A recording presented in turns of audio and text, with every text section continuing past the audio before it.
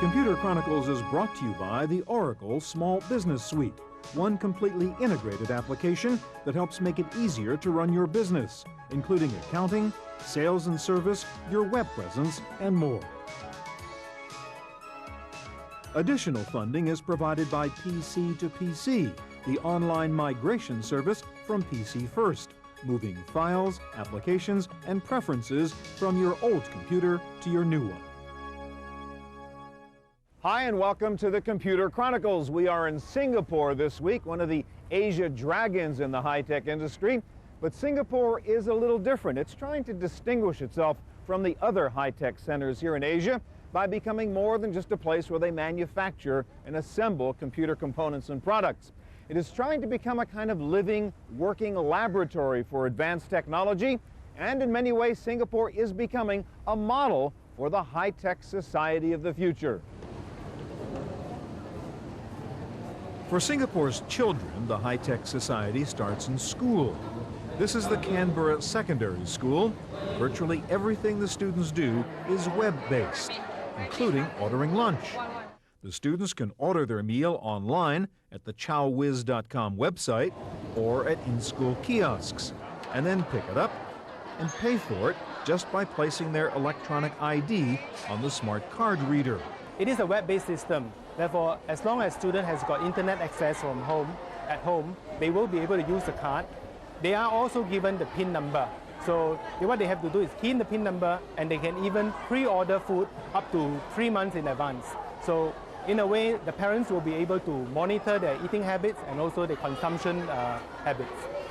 In fact, parents can easily check on what their children are eating since the school prints out a dietary analysis, so parents know if their kids are eating too many fats or getting too much cholesterol. In this cashless lunchroom, there is no bullying, no hitting up little kids for their money since they don't have any and don't need any.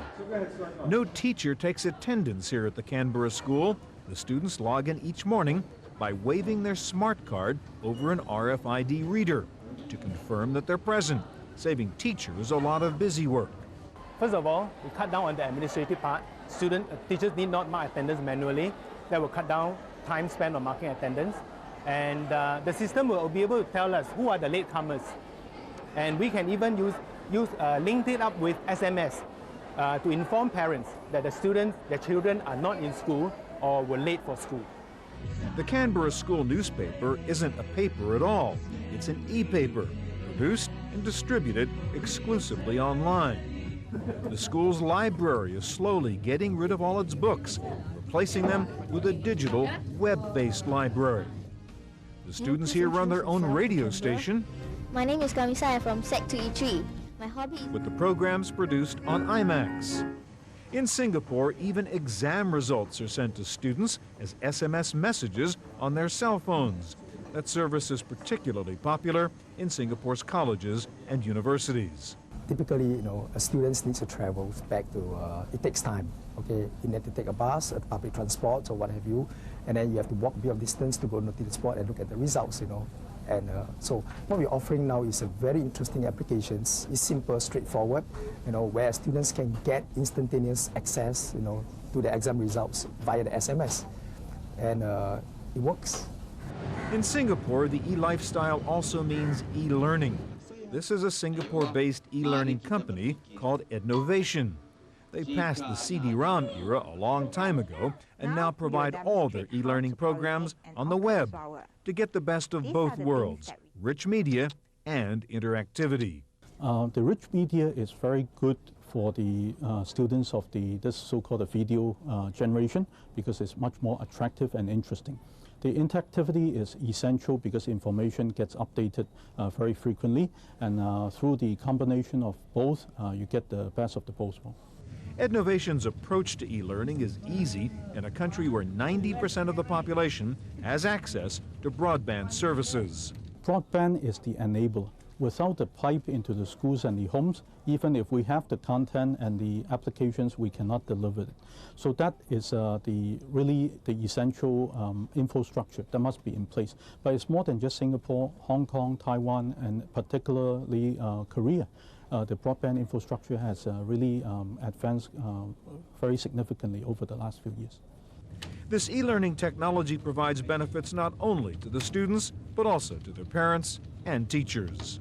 From the teacher angle, you have access to these broadband materials. If I'm teaching a lesson on volcanic eruption, Singapore has no volcanoes. So you can now show a video of the volcanic eruption. That picture tells 1,000 words, a video even more.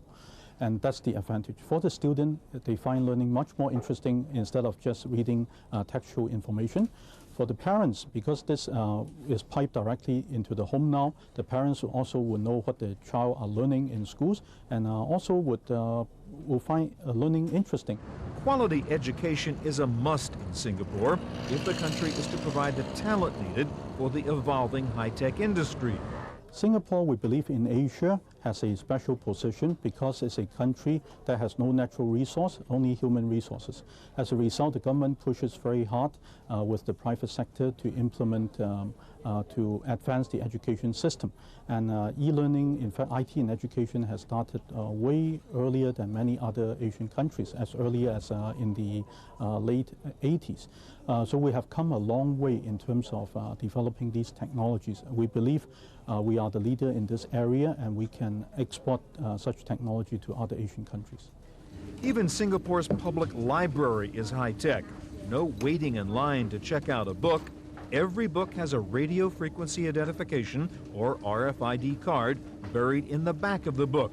So to check out a book, just go to an automated kiosk.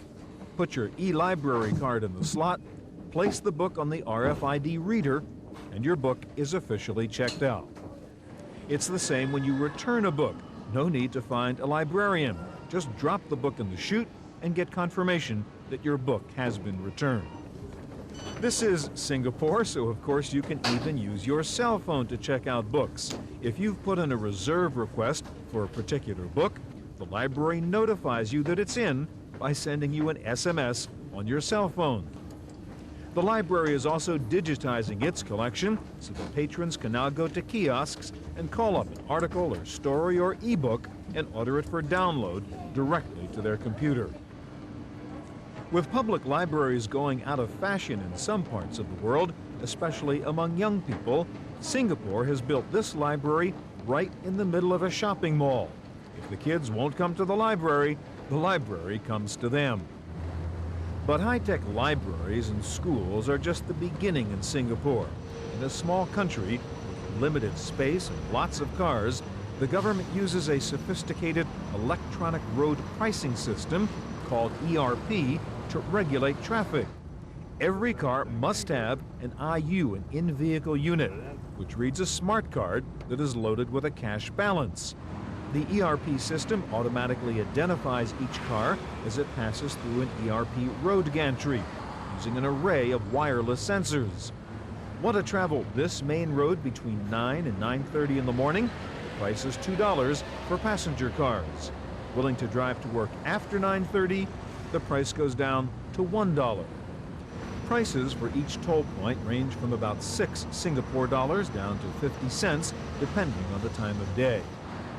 The ERP system receives a signal from the in-vehicle unit in your car, validates the balance in the driver's ERP account, automatically deducts the appropriate amount, and the driver continues on without ever slowing down. If the ERP system senses that the driver does not have enough money in his e-account to pay the toll, it automatically triggers these video cameras to take a picture of his license plate. You'll find a bill with penalties in the mail. With cars sometimes moving through these electronic gantries at more than 50 miles an hour, the entire network process has to be completed in less than 1 second. The electronic traffic management system in Singapore also includes traffic advisory signs indicating how long it will take to reach various destinations. But Singapore is going even further in getting more efficient use out of its automobiles. This is the world's only automated urban rental car business run by Honda. It's called ICVS, the Intelligent Community Vehicle System. Honda realized that cars are not being fully utilized. It's been sitting in the car park either for the whole day, so there must be a way to better utilize the cars and also the parking space. So they all started out with better utilizing the resources that we have. No need for advanced reservations, no need for anything other than your Honda Smart Card and a personal ID number. Go to any in-town Honda ICVS location, just wave your RFID card in front of the windshield, the system validates your card and automatically unlocks the door. You then enter a PIN number, the system verifies your identity and unlocks the ignition. No actual car key is needed, just drive away. And it's cashless, keyless, and paperless. You can drop off the car at any inner-city Honda ICVS location. It takes less than a minute for the whole rental process to be completed. With the Honda ICVS system, business people can have access to a car for important meetings, but still leave their own cars at home and use public transit for commuting. A lot of our cities in the world now are facing a congestion problem. Cars are, there are more and more cars getting into the city. And so the idea is to get people to commute by public transportation, getting into the city. And during the day when they need the car for business purposes, they can pick up a car and drop the car whenever they like. So the idea is to eliminate the needs for owning the car, but still have the enjoyment of using the car. Singapore is, of course, known as a strictly disciplined society, with lots of rules and lots of fines. But even if you happen to get into trouble here and land in jail, not to worry, you too can be the beneficiary of high tech with this new televisit system. Started just a few months ago, relatives of inmates no longer have to trek all the way to the actual prison to visit their loved ones. The government has now set up several of these prison link centers, providing teleconference facilities over an ISDN network. Relatives can go to a neighborhood televisit center and have a private visit.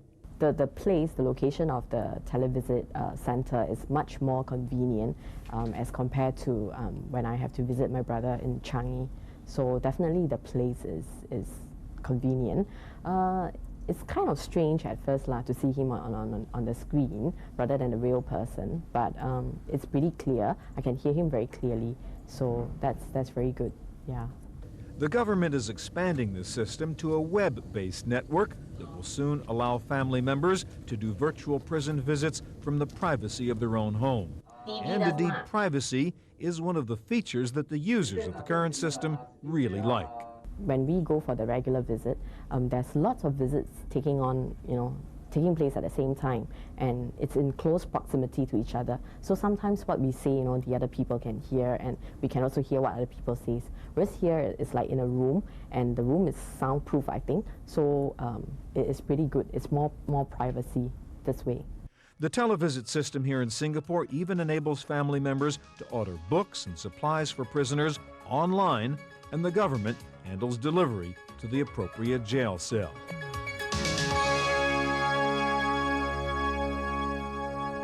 When you walk down the streets of Singapore, you'll see lots of people using cell phones, but nobody's talking to anybody. They're looking at the screen or they're punching the buttons here, sending short messages to each other.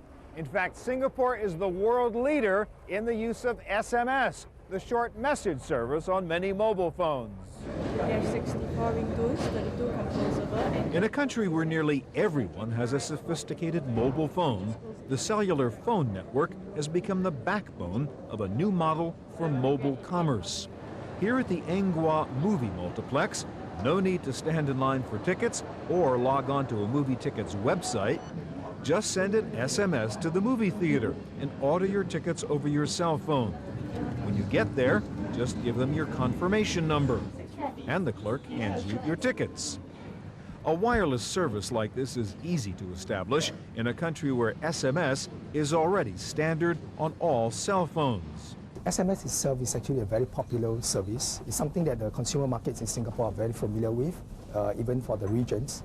And I think for SMS services, it gives us the immediate reach, of this critical mass. So I would say from that perspective, we don't see a lot of problems or issues that we have to tackle when we launch it. Okay. As far as the technical consideration is concerned, because we are adopting largely well-practiced technology that is, in a large sense, independently quite matured. Even movie ads in the newspaper now carry special ID numbers for particular films and showings. Just enter the number into your cell phone, and you don't even have to punch in the name of the movie or the theater. The mobile movie ticket service here in Singapore is called Why Wait, and it should be popular in a country where getting tickets to the movies the old-fashioned way is sometimes a hassle. Very often they have to go hours in advance to get the tickets so that they don't miss it out. If they go too late, of course, the ticket could have been sold out. So now, why wait, as the name implies? It means why wait? You can do your transactions anywhere, anytime. So you got the tickets over the SMS by simply sending back an EW, okay, to a predefined port of 66881. It's as simple as that. And then thereafter, you will be led, step by step with interactive SMSs before you finally conclude the purchase. The use of mobile commerce for selling movie tickets has another interesting economic angle. Movie theaters can now offer last-minute discounts in the same way airlines dump empty seats with last-minute web-only fares. You may have a situation where you are approaching the screening times and there are continue to have seats available. And every seat that you sold is a dollar gain. So they could do active promotions, giving a discount, like a 50% off for the last half an hour before the screening times. And they could get a very interesting response. And that is going to be extra revenue, incremental revenue, to these merchants. One of the reasons the underlying SMS technology is mature here in Singapore is that the government made sure that all the country's cell phone providers got together and agreed to a common platform. It's very unusual for the three telco, or competitive nature of business to agree, to temporarily drop their competitive suits and to focus on the bigger picture and get together, to launch something that is actually of a national level. The government not only got the mobile service providers to work together, it even brought together Nokia, Ericsson, Siemens, and Motorola to make sure the cell phone manufacturers were cooperating. Another approach to wireless mobile commerce is the use of RFID-enabled cell phones at places like coffee shops. Here at the Coffee Bean in the Suntec area of Singapore, the customer doesn't need cash or a credit card. Just place your mobile phone on the register pad, and your account is charged for the amount of your purchase. The RFID chip is embedded in the back of the phone. One of the leaders in promoting this form of mobile commerce is cell phone maker Nokia. We at Nokia see the mobile phone becoming a personal trusted device, and definitely being a device that you would never leave your home without. So you can actually leave your wallet and your cash at home. You have a payment device in your hands. It's a very fast way of paying for small purchases, convenient, and it's a fun way of enabling your phone to do more than it's doing today. The economic theory here is that there is a niche for a new kind of payment system, one that falls between cash and credit cards. For small value payments, it may not be viable for some merchants to use credit card. For example, although I know that coffee joints do accept credit card, but it is not frequently used. So we are offering another choice for the consumers, and there are also a segment of market who are not eligible for credit card. So we see this as a good instrument for students especially. Another mobile payment system called Telepay is available at many retail outlets in Singapore, like this electronics store. Today, you can actually do with a cashless transaction with a credit card, and so you can leave your cash at home. Here, what we're advocating is that you can actually do a cashless and cardless transaction, but still ultimately using Visa. So you can actually execute a credit card transaction without having to bring a physical card. And by actually tracking through the whole transaction, we can link in loyalty, we can link in discounts, the whole jumble of actually sales transactions and features can come in.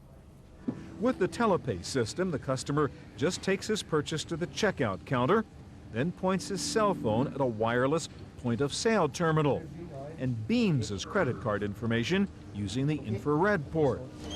To verify the security of the transaction, the system calls the buyer back on his cell phone and requests a PIN number. This phone call is to confirm your transaction with... Once he enters the correct PIN, the transaction is confirmed. Since all the customer's credit card information, including his credit card number, is stored internally within the computer system, he doesn't have to show his credit card or give his credit card number to the clerk. It's all invisible and secure. By using mobile payments, what you've seen just now with Telepay is that it's PIN protected. When you have a PIN security, it's very well established in most ATM type interactions. It's very secure. It's something that only you as a consumer know. Nobody can duplicate it. And with the second factor of the mobile phone, that transaction that you saw just now couldn't be conducted with somebody else's phone. It has to be done with your personal phone. So when you combine your personal phone with your own PIN, it's a two-factor security thing, very, very secure. You can even buy a Coke in Singapore using a mobile charge system and your cell phone. Just call the Coke machine, send it an SMS telling it you want to buy a drink. Select your drink, and the Coke is yours. No cash needed. The cost is automatically added to your cell phone bill.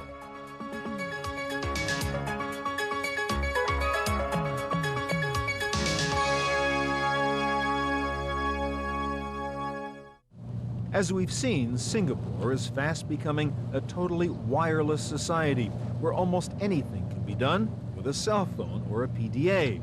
So it's no surprise that several companies here are involved in the design and development of new mobile products. This is Group Sense Technologies, a company which specializes in PDAs and cell phones. Their newest product is called the Green Phone. Green because the actual phone handset on the left emits no radiation. That's because the handset is just a controller. The guts of the phone, the receiver and transmitter, are in the separate unit on the right called an e-box. You can carry the e-box in your pocket. It communicates with the handset via Bluetooth. And because they no longer have to squeeze the battery into the handset, this Green Phone offers up to 10 hours talk time and weeks of standby time before needing a charge. And if you've wondered what you'll be able to do when third-generation cell phones finally come to the States, here's a preview. This combination, PDA and cell phone, lets you send or receive faxes directly from your handheld unit. It comes with a soft keyboard, but it also does handwriting recognition in English and Chinese, so you can even send SMS messages in your own handwriting, which means you can now send someone your signature to confirm a business transaction.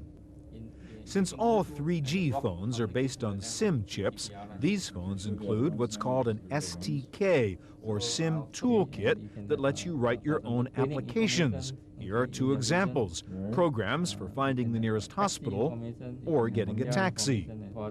And if you want maximum flexibility to get the best signal or services on your cell phone, this phone lets you select among different cell phone providers. This new phone also comes with a music composer, so you can create your own unique cell phone ring. And if you do business in China, this would be handy: a PDA with a built-in English-Chinese dictionary, including standard business document templates in both languages. These smartphones will be released first in Asia, then Europe, and then eventually in the United States. If you already own a PDA, in particular a handspring visor with an expansion slot, this is the gadget for you. It is an expansion module which turns your PDA into a massager. It was developed on a whim by a small startup here in Singapore called Raynet Technologies. We are no massager. We are no massager designer. In fact, none of us in the company has experienced a massaging with a massager. So the big challenge was first to understand what a massager and how it works. The second is to understand how to convert electronics to do this massaging. So the biggest problem that we have was to try to design electronic circuitry to produce a waveform for each of the massaging modes. That means squeezing, chopping, and tapping. You can't believe it. The first time when we did it, it was scary, because it was like electrocuting a man. But they did perfect it, finding just the right combination of waveforms, and it works. You can pick special massage programs for different parts of your body, and you can choose different massage motions, from squeezing or tapping to chopping. And the visor display shows you an animation of the action. With an offbeat product like this, the folks at Raynet were a little nervous when they called up Handspring in California and asked for a meeting. Okay, the first time when I brought this product over to Handspring, the manager who was responsible for us thought we are going there with a messaging, something to do with SMS. And they were surprised and stunned that, we really did develop a massager that can massage a human body. But after they demonstrated the Raycom massage module to the Handspring development team, the reception got noticeably warmer. The gentleman who picked it up decided to try it, and he was kind of skeptical, and he was, in fact, he was a bit worried whether this really works, And having tried it and feel it, and he said, "Hey, TC, this is not what I expected. This is great, And finally, he said, "Hey, hang on, I got to talk to somebody." And there comes 12 people, everybody wanted to have a feel of it. With all this massaging going on, the obvious question is, how much will this drain your visor's battery? Raycom says the unit uses less power than the typical visor add-on. You'll be surprised, Everybody asks me that question. In fact, I would invite you to go to our website, read what Dr. John Chiam has said. He says, I couldn't believe it. But to put it in proper perspective, the specification of a visor is 100 milliamps. This product uses less than 35 milliamps. You can even go to the Raynet website to download special massage routines for your portable massage unit. In order to continue to interest the user, you have to allow the user to continue to have new massages. So the electronic secretaries allow us to be able to introduce new massages. So the first one that we're going to be downloaded onto the website would be body toning. That's part one of our special series on high-tech in Singapore. Next week, we'll look at biotech in Singapore. For the Computer Chronicles, I'm Stewart Cheifet. Computer Chronicles is brought to you by the Oracle Small Business Suite, one completely integrated application that helps make it easier to run your business, including accounting, sales and service, your web presence, and more. Additional funding is provided by PC to PC, the online migration service from PC First, moving files, applications, and preferences from your old computer to your new one.